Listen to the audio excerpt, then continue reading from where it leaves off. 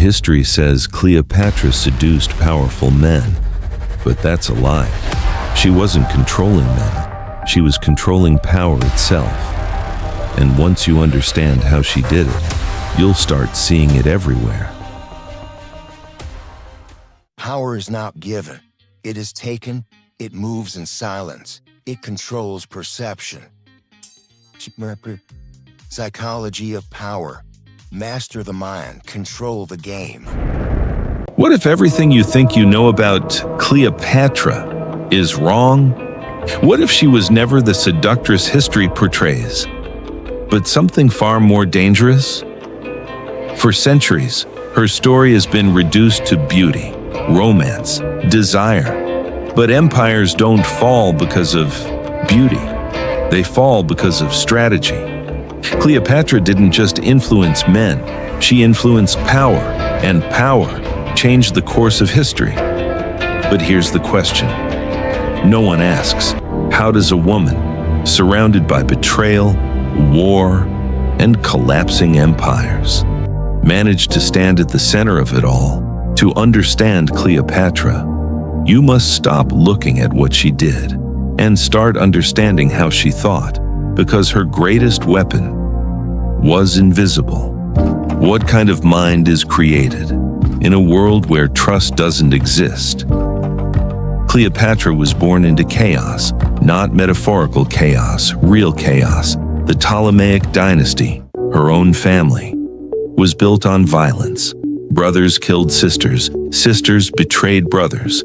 Power was not inherited, it was taken and lost just as quickly. From a young age, Cleopatra understood something most people never learn.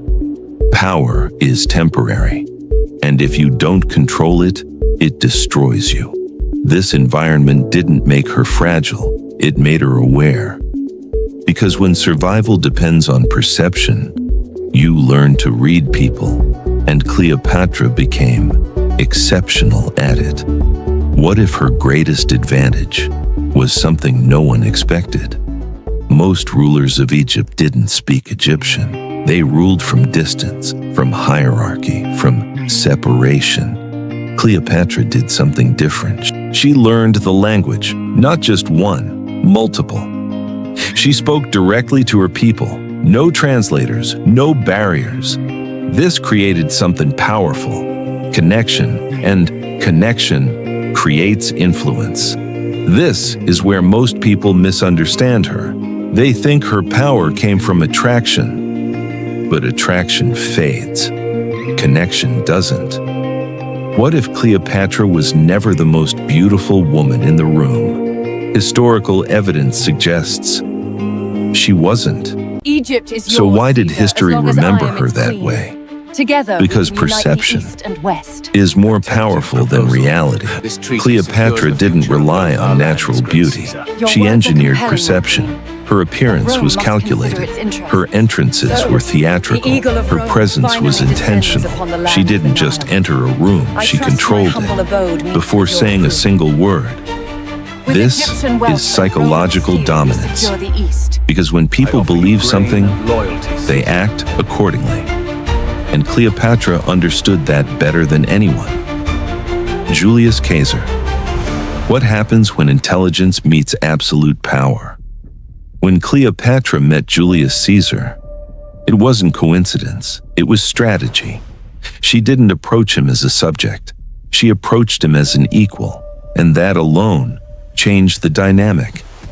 Legend says she entered his presence wrapped in a carpet, whether true or not. The symbolism matters. She controlled the moment, the narrative, the perception, and in that moment, she wasn't asking for power. She was positioning herself within it. Real influence. What if influence is not about controlling people, but about shaping how they think? Cleopatra didn't force decisions. She guided them through conversation, presence, timing. She understood emotions, not just her own, but others. She knew what people wanted, and more importantly, why they wanted it. This allowed her to adapt, to become what the situation required. This is advanced psychological intelligence, not manipulation, precision. Mark Antony. Why would one of the most powerful men in Rome lose himself completely? When Cleopatra met Mark Antony, she didn't repeat the same strategy. She evolved. Because Antony was different from Caesar, more emotional, more impulsive, so she changed. She created an environment, luxury, emotion, intensity, not just attraction, immersion. And Antony didn't just fall for Cleopatra, he became part of her world. Invisible error.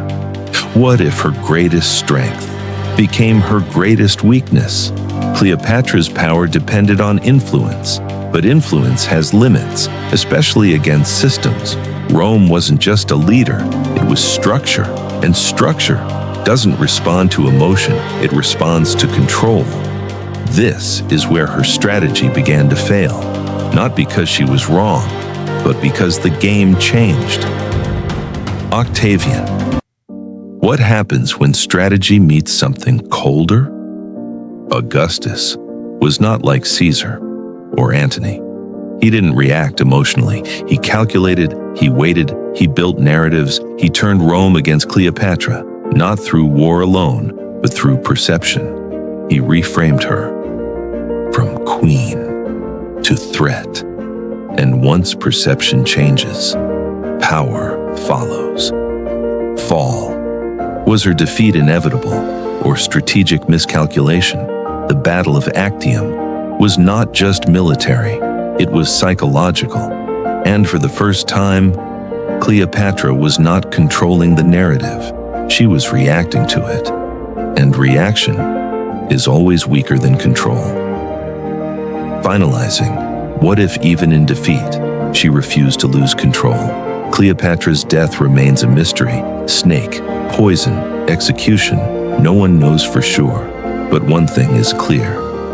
She chose the ending. She refused to be displayed as a trophy, refused humiliation, refused loss of identity.